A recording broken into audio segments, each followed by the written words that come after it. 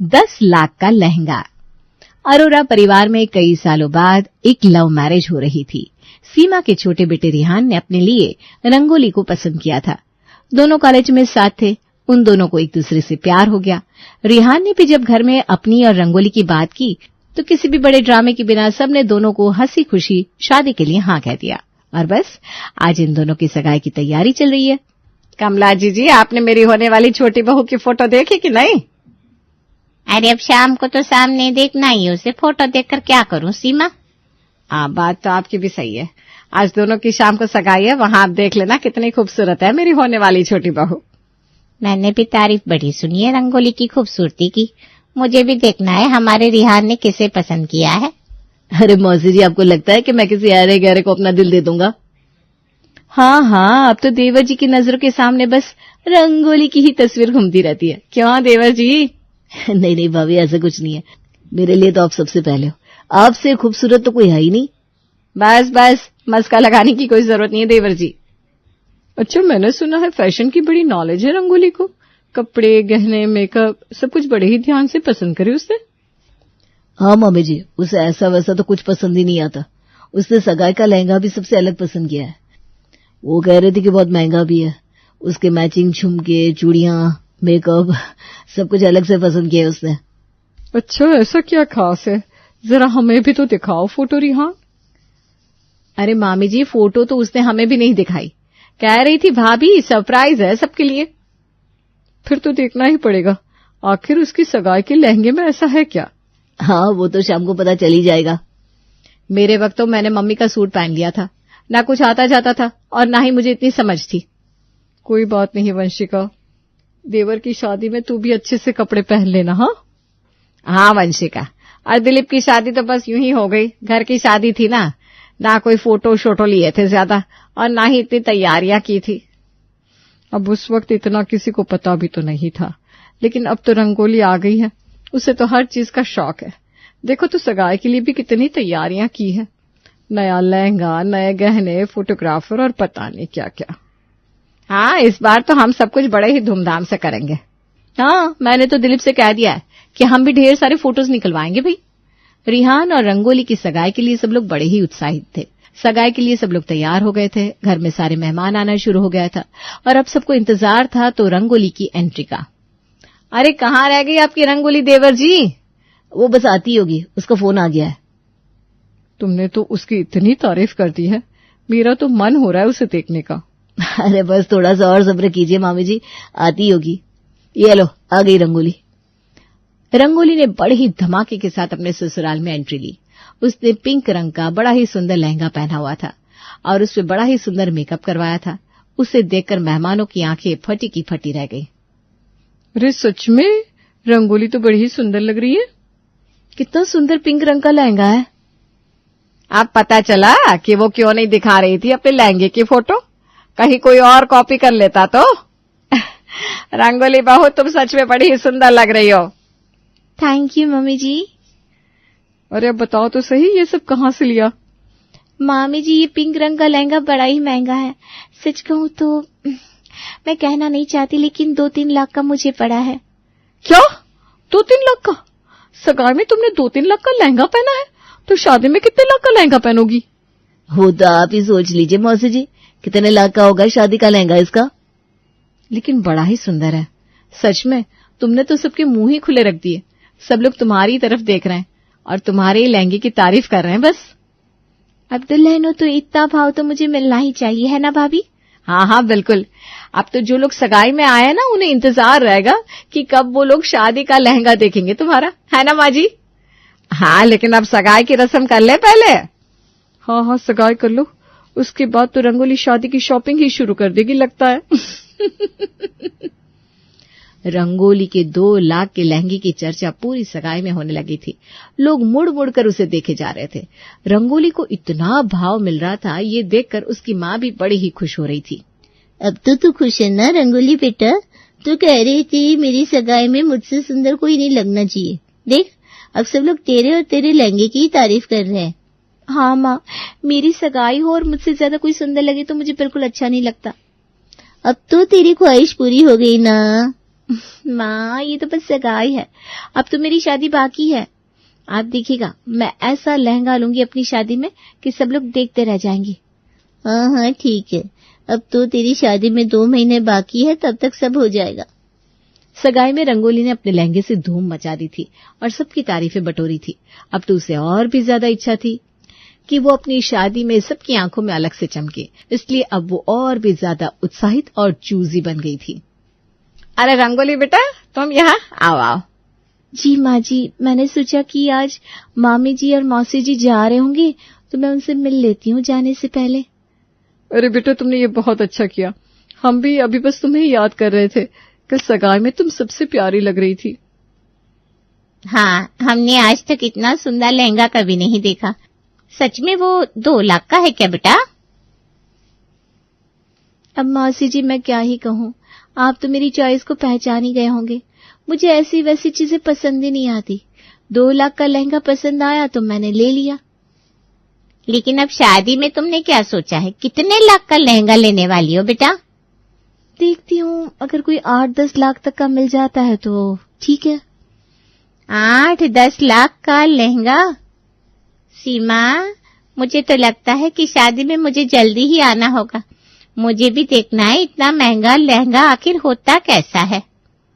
मेरी शादी में तो मैंने 1100 रुपए वाला सूट पहना था। बोलो भाभी, आपकी शादी को 8 साल भी हो गए हैं और मुझे लगता है शायद आपको उस वक्त इतनी जानकारी भी नहीं होगी, है ना? हाँ, मुझे इतनी कपड़ों की और लहंगों की कोई समझ भी नहीं थी। जो हाथ आया वो पहन लिया। लेकिन मैं ऐसी नहीं हूँ। मुझे तो अच्छे से अच्छी चीज ही पसंद आती है। मैं तो खुद का ही नहीं बल्कि रेहान की शेरवानी भी खुद ही पसंद करने वाली हूँ। वंशिका, तेरी देवरानी ने तो तुझे बहुत पीछे छोड़ दिया। हाँ, ये बात तो सही है। मैं तो अपने कपड़े की फोटो भी तुझे भेजूंगी, तू मुझे बताना मैं क्या पहनूं। जरूर मौसी जी, आप मुझे वीडियो कॉल कर लीजिएगा, मैं आपको बता दूंगी आप पर क्या सूट हो रहा है। अगर ऐसी बात है तो मुझे भी बता देना मैं क्या पहनूं, क्योंकि मैं भी ना वंशिका की तरह ही हूँ। मुझे भी कुछ खास समझ में नहीं आता। आप बिल्कुल भी चिंता मत कीजिए, मैं हूं ना। वंशिका, मैं तो कहती हूँ तू भी इस बार अपनी देवरानी से ही अपने कपड़े पसंद करवा लेना। हाँ, कहीं ऐसा ना हो कि अपनी शादी की तरह इस बार भी कुछ भी पहन ले। रंगोली की तारीफ सुनकर वंशिका के मन में भी थोड़ी नाराजगी तो जाग गई थी, लेकिन उसे भी पता था कि रंगोली उससे कहीं ज्यादा आगे है इन मामलों में, इसलिए वो अपना गुस्सा अपने पति दिलीप पर उतार रही थी। हमारी शादी के वक्त आपने कुछ ध्यान दिया होता तो आज हम भी रंगोली और रिहान की तरह सबके बीच चर्चा का विषय बन चुके होते। अरे लेकिन मुझे कहाँ पता है कि शादी में क्या पहनना होता है क्या नहीं। वही तो बात है ना, आप है ही इतने भोले भंडारी, जो हाथ आया पहन लिया। यहाँ रिहान को देखो, उसने अपनी सगाई पर भी डिजाइनर कुर्ता पहना था। सब लोग रंगोली और रिहान को कितना भाव दे रहे थे, और हम दोनों ने तो उनकी सगाई पर भी मैंने वही पुराना सूट और पुरानी शर्ट पहनी थी आपने। हाँ, लेकिन अब रंगोली को इतनी समझ है कपड़ों की, फैशन की, मेकअप की, तो उसमें मैं क्या कर सकता हूँ। इसका मतलब है कि मुझे अक्ल नहीं है, आप ऐसा कह रहे हैं? अरे मैं कहाँ कुछ ऐसा कह रहा हूँ, मैं तो बस ये कह रहा हूँ कि रंगोली बहुत होशियार है इस मामले में। हाँ, मैं ही बेवकूफ हूँ, मुझे ही कपड़े लेने नहीं आते। अच्छा चलो गुस्सा छोड़ो, रिहान की शादी में अब तुम्हें जो लेना हो वो ले लेना। बस तुम जैसे कपड़े कहोगी मैं वैसे ला कर दूंगा तुम्हें। इस बार मैं भी अच्छा सा कोई लूंगी, देखना। तुम्हें पता है ना कौन सा लहंगा लेना है। अरे आप ऐसे क्यों पूछ रहे हो? आपको क्या लगता है सब कुछ बस रंगोली को ही पता है? अरे नहीं नहीं, तुम इस बार ऐसा लहंगा लेना कि सब लोग देखते रह जाए। दिलीप ने वंशिका को कह तो दिया था, लेकिन वंशिका को समझ में नहीं आ रहा था कि कौन सा लहंगा ले, इसलिए वो रंगोली पर नजर रखे हुए थी कि शायद उसे कुछ जानकारी मिल जाए। अरे रंगोली बेटा, इतनी जल्दी में कहाँ जा रही हो?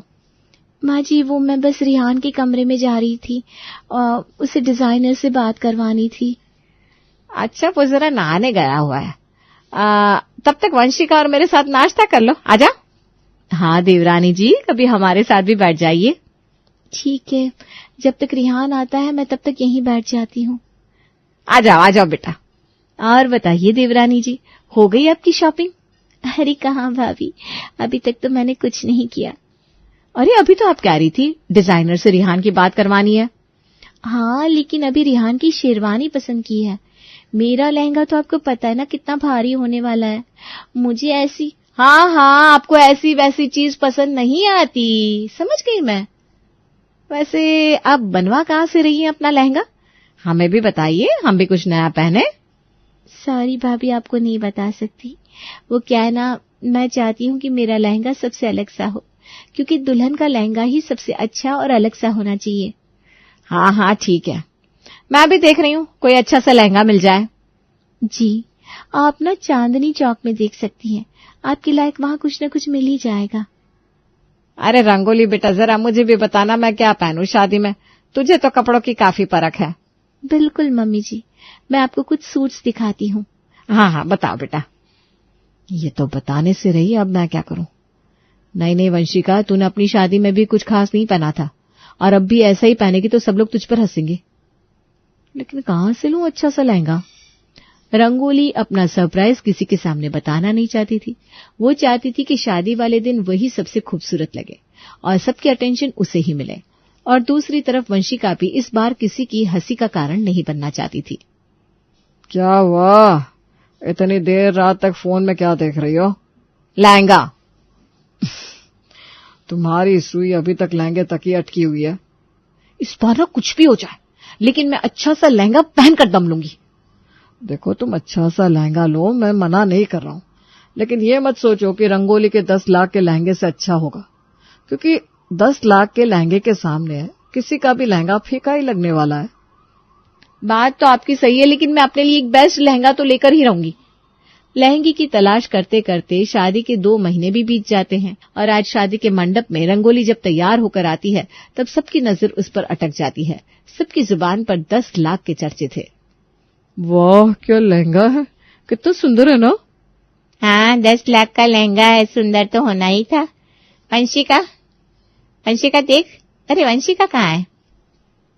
पता नहीं, बारात के साथ तो हमारे साथ ही आई थी, फिर पता नहीं कहाँ चली गई। अरे वो कपड़े बदलने गई है, बस आती होगी।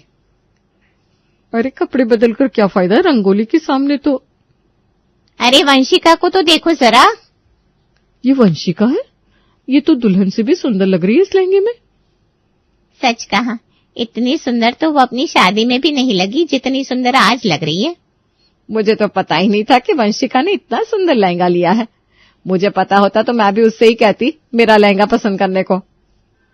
सच कहा, रंगोली का लहंगा इस वंशिका के सामने पानी भर रहा है। प्रणाम मौसी जी, मामी जी, क्या हुआ?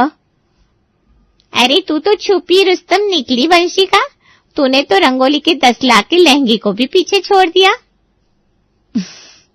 अब अपनी क्या तारीफ करूं मैं मामी जी। कितने का लिया लहंगा? मौसी जी, ये कोई ज्यादा महंगा नहीं है, बस 10,000 का है। क्या, बस 10,000 का? रंगोली ने तो खामखा इतने पैसे खर्च करती है। रंगोली को तुझसे पूछना चाहिए था लहंगा पसंद करने से पहले। शादी में सबकी नजर अब रंगोली पर नहीं बल्कि वंशिका पर अटक गई थी। सब लोग उसके लहंगे के बारे में पूछते और फोटो निकलवाते। ये देखकर रंगोली बुरी तरह से जल-भुन गई थी।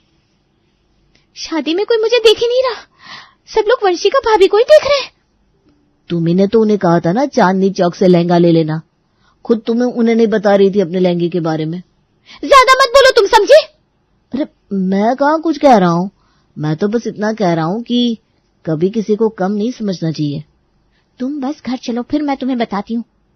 ये लो, और ये तुम्हारी मौसी जी और मामी जी ताना मारने। अरे आइए मौसी जी।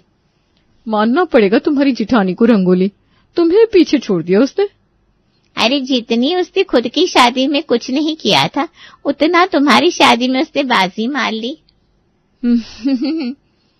रंगोली बेटा, अगली बार से तुम्हें लहंगा लेना हो ना तो वंशिका से पूछ कर ही लेना, ठीक है? खामखा तुमने 10 लाख रुपए खर्च कर दिए। अरे मैंने तो ऐसे ही कहा था 10 लाख का लहंगा है, मेरा लहंगा तो बस 12,000 का है। लेकिन मेरा झूठ मुझ पर ही भारी पड़ गया। सोचा था सबकी अटेंशन मिल जाएगी, लेकिन मेरी जेठानी तो सच में बाजी मार गई।